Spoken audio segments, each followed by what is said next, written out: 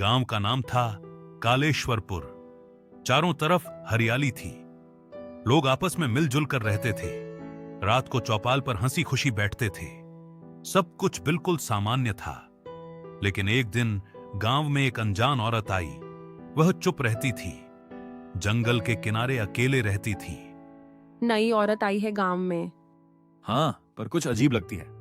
मैंने उसे रात में अकेले घूमते देखा है। वो किसी से बात भी नहीं करती।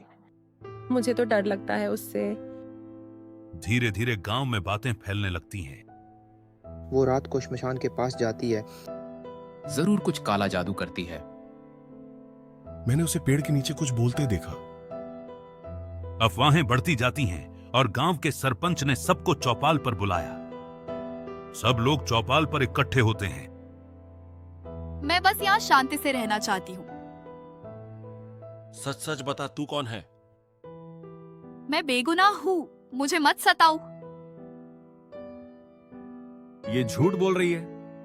भीड़ गुस्से में, ये चुड़ैल है। भीड़ इसे गांव से निकालो।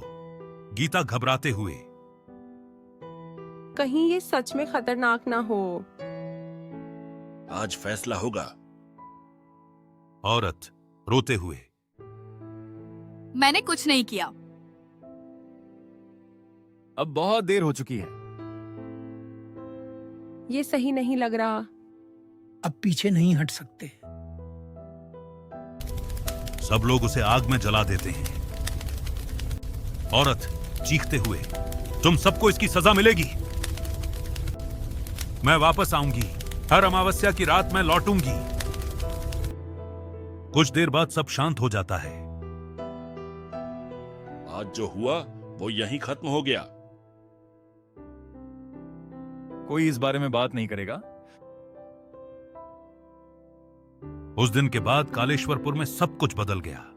रातें और भी डरावनी हो गईं।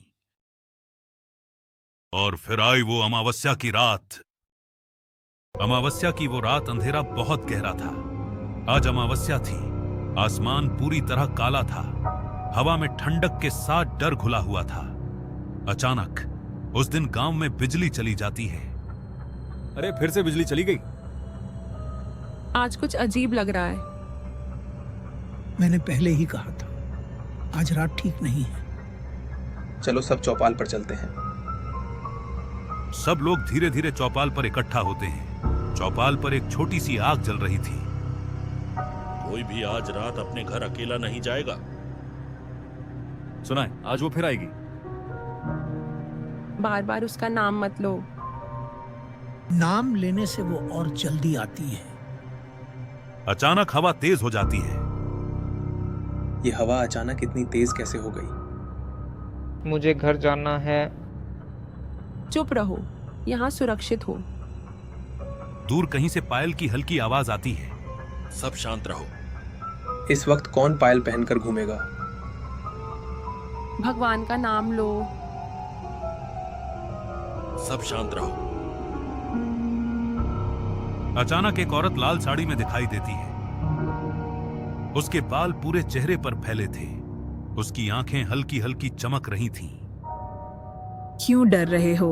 मैं तो बस रास्ता पूछने आई हूं। झूठ मत बोल, तू इंसान नहीं है। अगर इंसान नहीं हूं तो क्या हूं?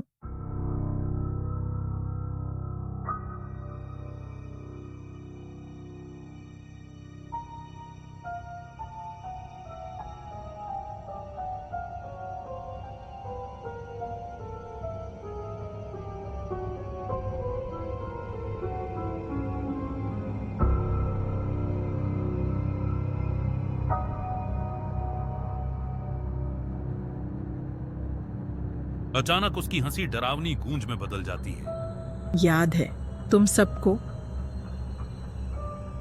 हमें कुछ याद नहीं याद है। झूठ, सब झूठ। तेज हवा आग को बुझा देती है। अब चारों तरफ अंधेरा हो जाता है। कोई दिया जलाओ जल्दी।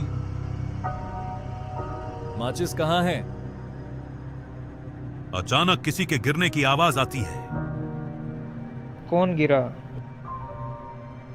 रामू कहाँ गया? अंधेरे में से आवाज आती है। बचाओ बचाओ। फिर अचानक आवाज बंद हो जाती है।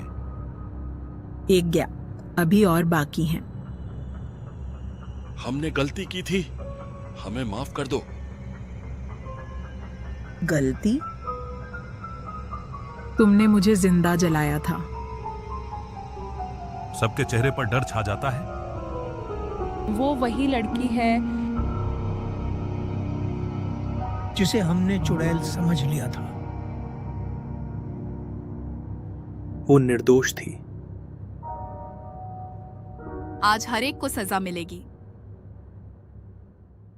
तभी बच्चा गायब हो जाता है और उसकी आवाज आती है, मां मुझे बचाओ। मेरे बच्चे को छोड़ दें। किसी को नहीं छोड़ूंगी। चीखों की आवाज पूरे गांव में गूंजती है। रात और भी डरावनी हो जाती है।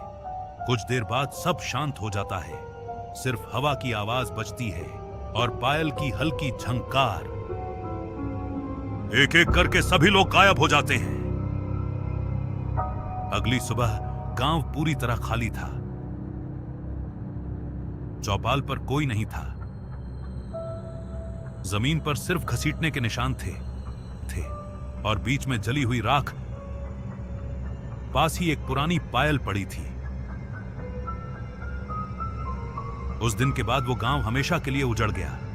लेकिन हर अमावस्या की रात वहां से गुजरने वाले लोग कहते हैं कि आज भी चौपाल पर लोग बैठे दिखाई देते हैं और अचानक एक औरत की हंसी गूंजती है। आज फिर कोई आएगा।